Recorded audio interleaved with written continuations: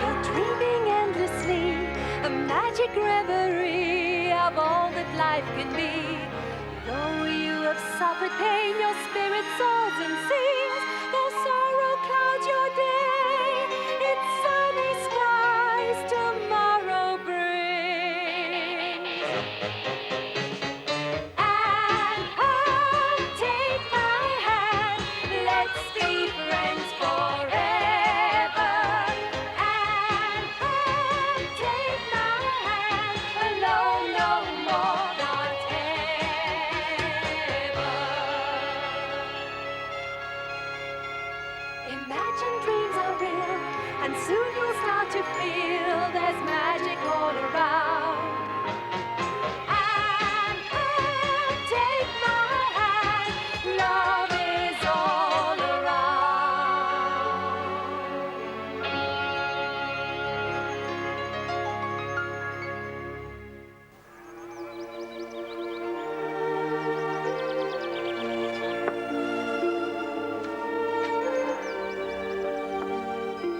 There you are, my child.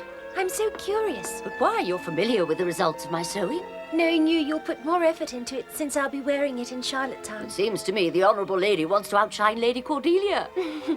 Marilla, I've given up hope of that months ago. Where are you running off to? I thought we were going to discuss what you're going to need for your journey. I'm going to Diana. Don't stay there too long. No, I won't. Anne had passed her entrance examination for Queen's College, so the last few days of the long holidays were spent preparing and packing everything she needed for the journey to Charlottetown. Anne took it all in her stride. Marilla seemed just a little nervous. And how are the preparations coming along? Things are chaotic around here, as you can imagine. Anne doesn't see the need to inform me of what she intends taking along with her, and Matthew's forever going into Carmody to apparently do some shopping. To do shopping? What's he been shopping for? I have no idea. He doesn't want to tell me. For some reason, he wants to keep it a secret from me. I can hardly believe it. I don't recall his doing anything like this before. Marilla, I heard that Ruby, Jane and Josie have been given evening dresses. What do you think of that? Genuine evening dresses? That's right. In any case, Josie seems to be more interested in clothes than she is in her studies. And why shouldn't she be? After all, children grow up and little girls become young ladies. Matthew seems to have discovered that. I don't care about them. They can do whatever they want to. I'm not going to dress Anne like the Queen of England.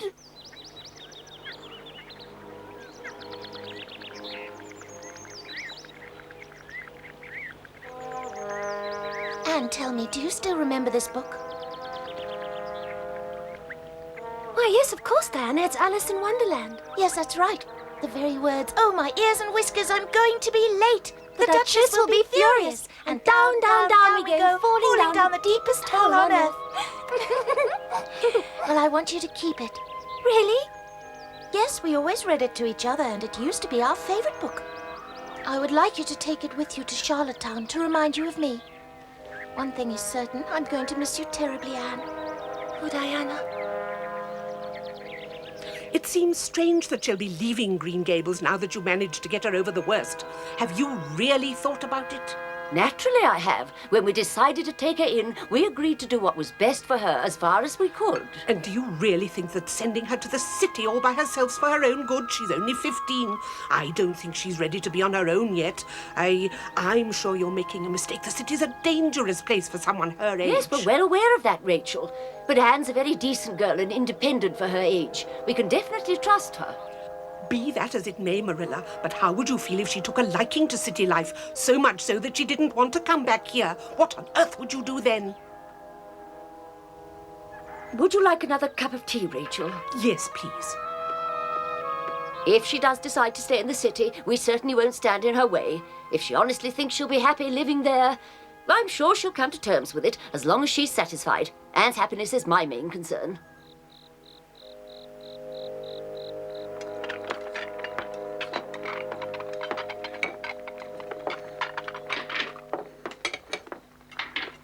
We've been waiting for you, Matthew. That's right. We received a telegram from Mrs. Spencer today.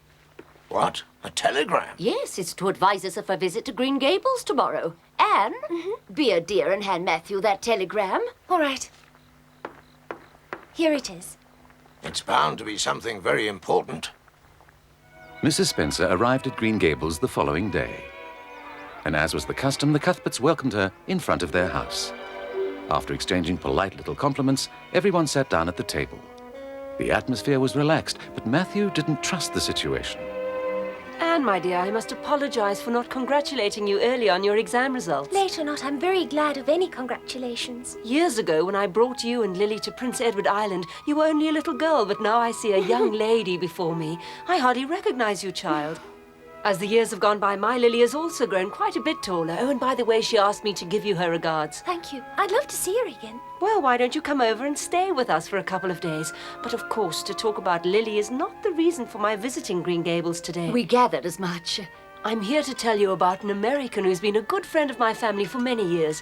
He's one of the richest men in the United States. He knows about Anne, he knows what she looks like, and he's keen to adopt her. Do you have any more surprises in store for us? That is the only one. Of course, I expected you to be surprised, but would you please allow me to explain? Yes. That's really kind of you. And do you remember the charity concert in which you performed at White Sands? Yes, does it have anything to do with that? The man who wants to adopt you was a member of the audience that night. That's where he first saw and heard you, my dear. He was deeply touched by your performance. Afterwards, he asked about the little girl with the red hair, and the next day he called me up to find out if he could get in touch with you and Anne. We spoke on the phone for a long time. In a way, one has to feel sorry for the poor man. Fate has certainly not been kind to him. He has no heir, and a man with such a fortune should have someone he could leave his estate to. After discovering that you were an orphan, he immediately considered the possibility of adopting you. Do you know what that means? You could become the heiress to his enormous fortune. Splendid, excellent. Now I know what Cinderella must have felt like. That was the exact same thought that went through my mind. She'd have a wonderful future ahead of her. But I still have to find out a little bit more about you, Anne. Listen, why don't you show me your room? I'd like to see it. Oh, with pleasure, but I must say it's not very tidy. It doesn't matter. I'm used to that. I know what my daughter's room looks like. That sort of thing is certainly not going to shock me. Would you excuse us? But Anne... Oh... Matthew... This thing is sending shivers down my spine. What does Mrs. Spencer have in mind?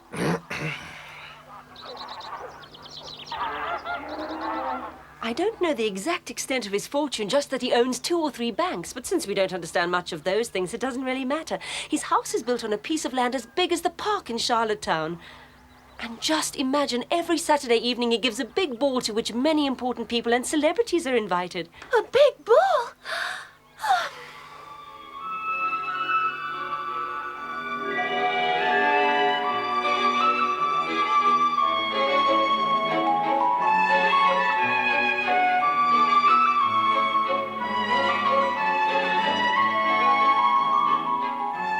Anne? What's the matter? Oh, nothing. I only tried to imagine it. Why on earth are they still talking about it? How could the matter even be considered?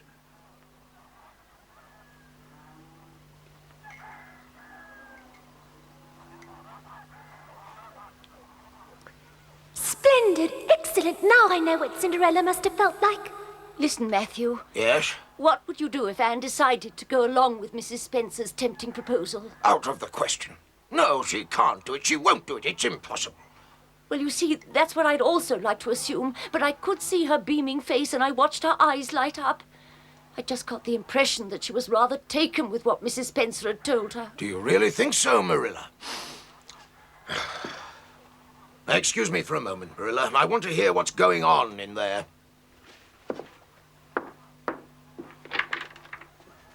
Matthew, wait, I'm coming with you. He's really friendly and very kind.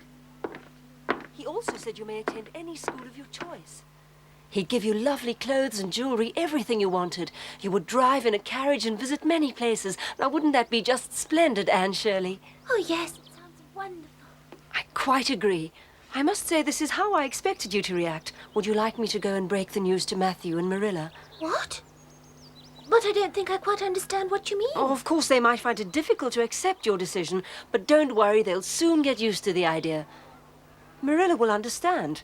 And Matthew too. Well, I'm sorry. Why? I realize now it was wrong of me to listen to you. Why was it wrong? I don't understand what you mean. It was a mistake. You must have thought that I was ready to accept your proposal. I should have told you when you started how I felt about the matter. I should have told you I would never accept such a proposal on the spur of the moment. Yes, you should have. You should have said so right away, but instead you simply allowed me to continue talking and talking, and all for nothing. You really wasted my time. I'm very sorry. When you mentioned it in the first place, I thought it was a dream. My imagination got the better of me. I felt a little like Cinderella.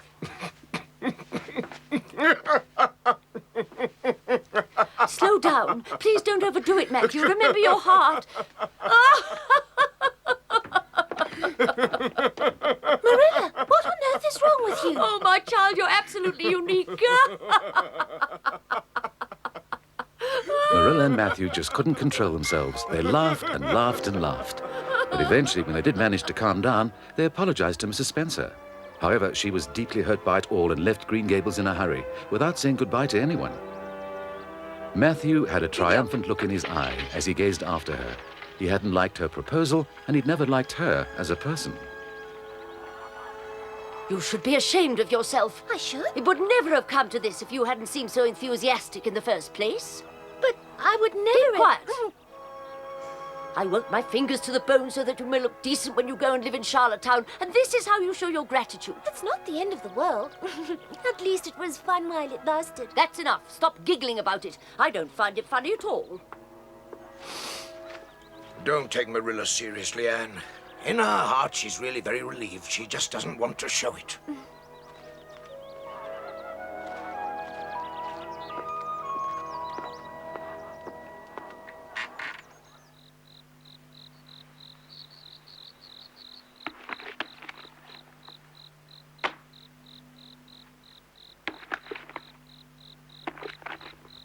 No, it'll have to stay. But whatever I do, this one comes with me. And naturally, Diana's farewell present, Alice in Wonderland. I couldn't leave here without it. I heard that Ruby, Jane and Josie have been given evening dresses.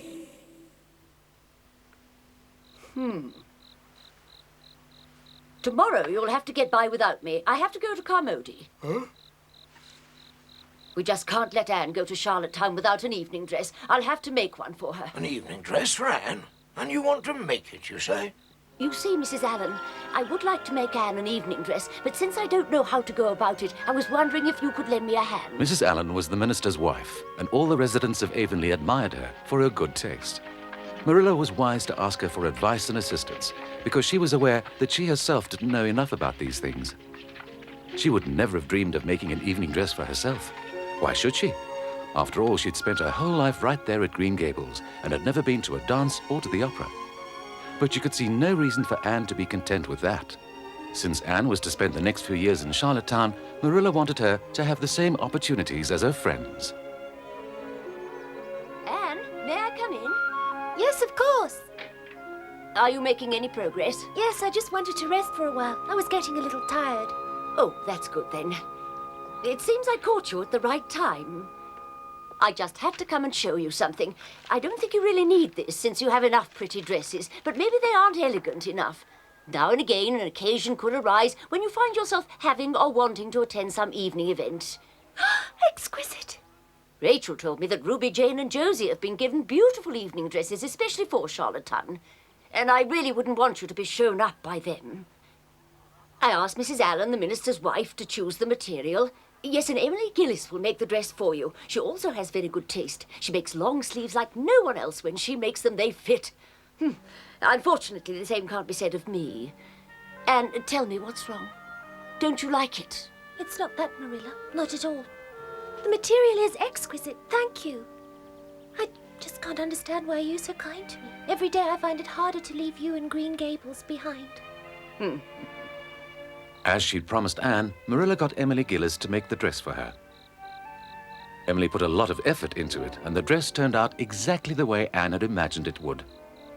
Marilla was satisfied too, although she was just a little disappointed because the dress didn't have long sleeves. To show Marilla and Matthew how grateful she was, she decided to celebrate her dress by reciting a poem, the poem that had been so well received at the charity concert in the White Sands Hotel. Oh, hear the sledges with the bells, silver bells. What a world of merriment their melody foretells. How they tinkle, tinkle, tinkle in the icy air of night, while the stars oversprinkle all the heavens, seem to twinkle with a crystalline delight, keeping time, time, time, in a sort of runic rhyme, to the tintinnabulation that so musically wells from the bells, bells, bells, bells, bells, bells, from the jingling and the tinkling of the bells. Hear the mellow wedding bells, golden bells. What a world of happiness their harmony foretells. Through the balmy air of the night, how they ring out their delight, from the molten golden notes, and all in tune. What a liquid ditty floats to a turtle dove. Matthew Cuthbert, who on earth did you bring home with you? Where is the little boy? There was no little boy to be found at the station. Only this little girl. Sorry about that, Marilla. There was no boy. That's impossible. I can't believe it. We expressly asked Mrs. Spencer for a boy because he could help us with all the work on the farm. Do you know, I've made up my mind to enjoy this ride. Oh, yes? I find that you can nearly always enjoy things if you just decide that you will. So I won't even think about the orphanage. I'm just going to think about the lovely outing and enjoy everything we're going to see. Oh. Just look at those wild roses. Don't you think it would be nice to be a gull, to wake up at sunrise and fly over the sea all day long? Please tell me, what is that big house up ahead, Miss Cuthbert? I must say, I hope it isn't Mrs. Spencer's place. No, that's the White Sands Hotel. Many Americans stay there during the summer when they're on vacation here on Prince Edward Island. I was afraid it might be Mrs. Spencer's place. I don't want this trip to end. Somehow it just seems to me as if it's going to be the end of everything. To tell you the truth, she's not much to look at, but she seems to be well behaved. Anyway, when they're pretty, they only end up giving you a lot of trouble. Actually, she strikes me as a little dull. But I'd much rather have a dull girl than a cheeky one. Now listen to me. If I take you into my house, I expect you to be a well-behaved girl. Hard-working, clean, and respectful. I expect you to work for a living in my house. Don't think for one moment that the Blewitts will support you. Mrs. Spencer, I'll take her. I can't cope without help anymore. If only you knew how glad this has made me. This whole business with Anne had me really upset, Mrs. Blewett. Well then, Marilla, if it's all right with you, she can come with me now. I don't know. I mean, I can't really say. You see, my brother and I haven't yet decided whether we want to keep the girl on the farm with us or not. Oh. Runic rhyme to the rolling of the bells, bells, bells, to the tolling of the bells, bells, bells, bells, bells, bells, bells, to the moaning and groaning of the bells, the end.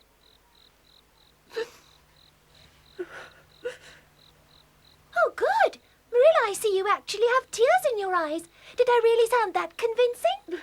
I couldn't really judge. I was just thinking back to that little Anne of some years ago. You were such a remarkable little thing, forever walking around with your head in the clouds. Life for you was one long daydream. How I long for the day that you would at long last grow up. And now you've finally grown up. You look so different in that dress, Anne. So tall and elegant, almost as if you didn't belong here with us at Avonlea. I was thinking about all those things, and suddenly I felt so lonely. Oh, no, Marilla, I haven't changed in the least. The only thing that's happened is that I've grown a little taller and fuller. The truth is, that little Anne that you were thinking about still lives inside me, and she'll always be there. I promise. It doesn't matter how much I may change on the outside as I grow taller and older. I'll always remain the same little Anne that you remember. that same little Anne Shirley who has always belonged to Marilla, Matthew, and Green Gables.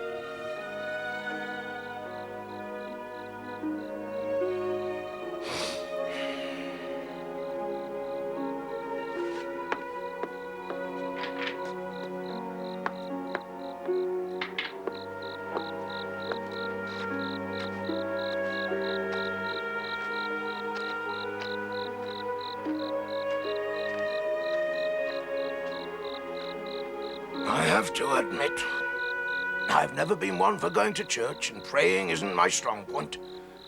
I've always found it a little difficult to believe what they preach from up there in the pulpit. But somehow I think this whole thing with Anne wasn't so much Mrs. Spencer's mistake as fate.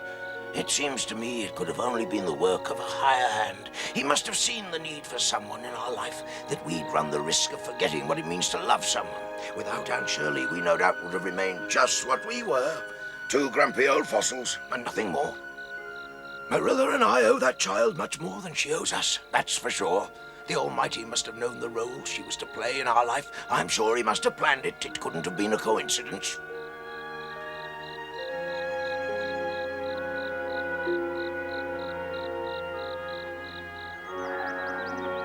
The moment finally arrived for everyone to say their last goodbyes. It was time for Anne to leave Green Gables.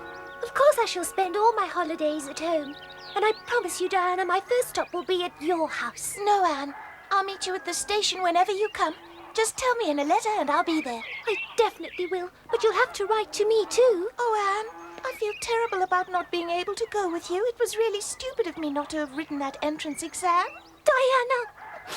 Children, I don't want this farewell to be a sad affair. Anne, I would like to remember saying goodbye to a smiling young girl, not a tearful one. Right. Keep well, Marilla. We'll see each other again. Matthew? Please give my regards to Miss Josephine Barry and tell her I'm very grateful to her. And don't forget now. No, I won't forget. And Anne, we can't wait any longer. We have to go now. Please look after yourselves, both of you. You too, Anne. Giddy up.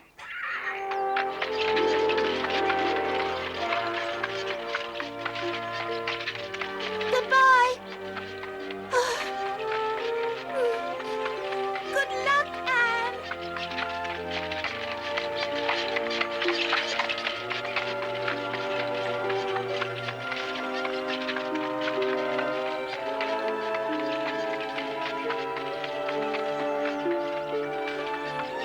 Oh, goodbye, my dearly beloved Green Gables.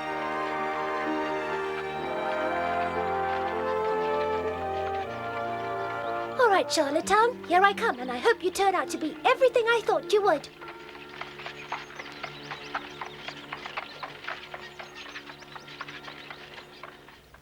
Anne had looked forward to her new life in Charlottetown very much, but she found the first few weeks in her new surroundings difficult indeed.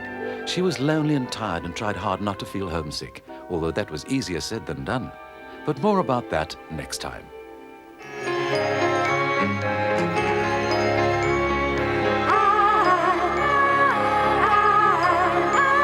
Soft whispers on the breeze, the wood nymphs in the trees are calling out your name.